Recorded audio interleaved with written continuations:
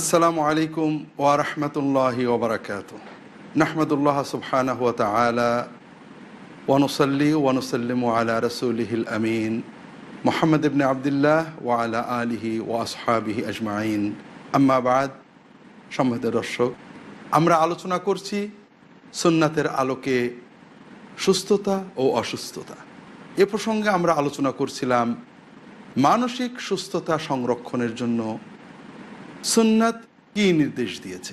আর মানসিক অসুস্থতার মূল হলো দুটো বিষয় যা আল্লাহ রসুল সাল্লাল্লাহু আলাইহি ওয়াসাল্লাম বারবার হাদিস শরীফে উল্লেখ করেছেন। আল্লাহ তাআলার কাছে এগুলো থেকে আশ্রয় চেয়েছেন। তা হলো আল হাম ওয়াল হুজন। একটা হলো ভবিষ্যৎকে নিয়ে উৎকণ্ঠা, দুশ্চিন্তা, হতাশা। আরেকটা হলো অতীতকে নিয়ে উৎকণ্ঠা, দুশ্চিন্তা, মনোবেদনা, মনোকষ্ট। আমরা আলোচনা করছিলাম সম্মানিত দর্শক, এটা হলো শয়তানের পাঠশালার প্রথম পাঠ। আল্লাহ তাআলা কোরআন কারীমে আমাদেরকে জানালেন, শয়তান তোমাদেরকে ভবিষ্যৎ, অসহায়ত্ব, দুর্বলতা, দারিদ্র্যের ভয় দেখায় আর অশ্লীলতার নির্দেশ দেয়। আর আল্লাহ তোমাদেরকে বলছেন তোমাদের তিনি ক্ষমা করবেন, তোমাদেরকে প্রাচুর্য, বরকত, কল্যাণ, মেহেরবানি দান করবেন। কাজেই আমাদেরকে আল্লাহ তাআলার রহমত বরকতের আশায় অন্তরটাকে পূর্ণ রাখতে হবে। আনা ইনদা যান্নি আবদি বি, আমি আমার বান্দা যেভাবে আমার ব্যাপারে ধারণা করবে আমাকে সেভাবে পাবে। আমার বান্দা যদি মনে করে আল্লাহ রহমত আর আমি পাবো না, ভবিষ্যৎ আমার খারাপ হয়ে যাবে, তার সেই অবস্থা হবে। আর বান্দা যদি আল্লাহ তাআলার উপর আস্থা রাখে যে অবশ্যই আল্লাহ তাআলা আমাকে এতদিন ভালো রেখেছেন, আল্লাহ তাআলা আমাকে অবশ্যই ভবিষ্যতে ভালো রাখবেন, তাহলে তো আল্লাহ তাআলা অবশ্যই ভালো রাখবেন। কাজেই মুমিনের দায়িত্ব হলো, ইমানের অংশ হলো এবং ইবাদত হলো যে আল্লাহর রহমতের উপর আশাটা পরিপূর্ণ রাখা, ভবিষ্যৎ নিয়ে কোনো দুশ্চিন্তা না করা।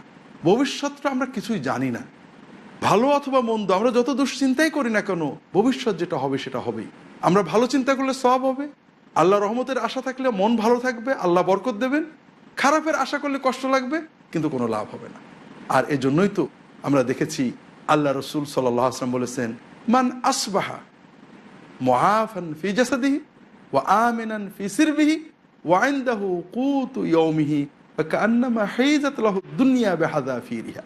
যে ব্যক্তি সকাল হলো নিজে সুস্থ আছে, পরিবারে শান্তিতে আছে এবং সেদিনের খাবার তার কাছে আছে, তা তো দুনিয়ার সবই এসে গেছে। তাকে আল্লাহ আজকে যে নিয়ামত দিয়েছেন, এই নিয়ামতের বরকত যদি চাই, কৃতজ্ঞতা প্রকাশ করতে, আল্লাহ আপনি আমাকে অনেক দিয়েছেন, আমার তো পুরো আশা কালকেও আপনি এর চেয়ে ভালো রাখবেন। এটা হলো ভবিষ্যতের উৎকণ্ঠা থেকে মুক্ত থাকার উপায়। আর এটাতে সাহায্য করবে বেশি বেশি আল্লাহর জিকির, বেশি বেশি সালাত। আর অতীতকে নিয়ে মনোকষ্ট আরও একটা ভিত্তিহীন বিষয়।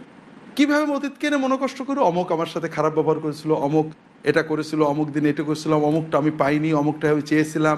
অতীতের সকল বেদনা নিয়ে মনোকষ্ট অনুভব করা বাজে কাজ। আর কী হতে পারে, অতীত তো চলে গেছে, মনোকষ্ট একে ফিরিয়ে আনবে না। এই সব কষ্টের ভিতর দিয়ে যেটা বেরিয়ে আসবে একটু ভালো করে চিন্তা করেন, আল্লাহ তাআলা আমাকে এত কষ্টের ভিতর দিয়ে নিরাপদে বের করে এনেছেন, আলহামদুলিল্লাহ। কাজে অতীতের কষ্টগুলো যখন মনে আসে তখন আল্লাহর নিয়ামতগুলো স্মরণ করুন। ভবিষ্যতের উৎকণ্ঠা যখন মনে আসে, আল্লাহর অতীত এবং বর্তমান নিয়ামতগুলো স্মরণ করুন। আল্লাহর নিয়ামত, রহমত, কল্যাণের আশা রাখুন, বুক ভরা আশা থাকো। আপনি আত্মবিশ্বাসী হন, আল্লাহ রহমতে বিশ্বাসী হন, মন থেকে উৎকণ্ঠা চলে যাবে। আল্লাহ রসুল সাল্লাল্লাহু আলাইহি ওয়াসাল্লাম অশুভ চিন্তা পছন্দ করতেন না, বরং শুভত্ব, কল্যাণত্ব পছন্দ করতেন।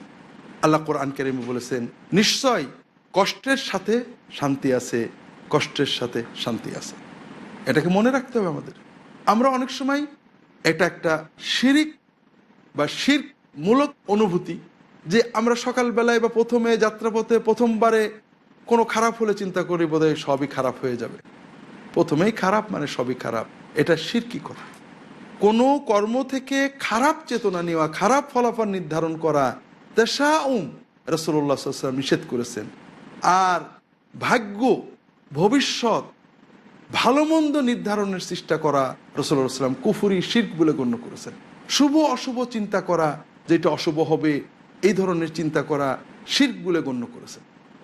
বরং আমরা যখন কষ্ট পাব তখন আমরা আল্লাহর ওয়াদার উপরে আস্থা রাখবো যে আল্লাহ একটা কষ্ট দিয়েছেন, নিশ্চয় এর সাথে তিনি শান্তি দেবেন, ভালো দেবেন।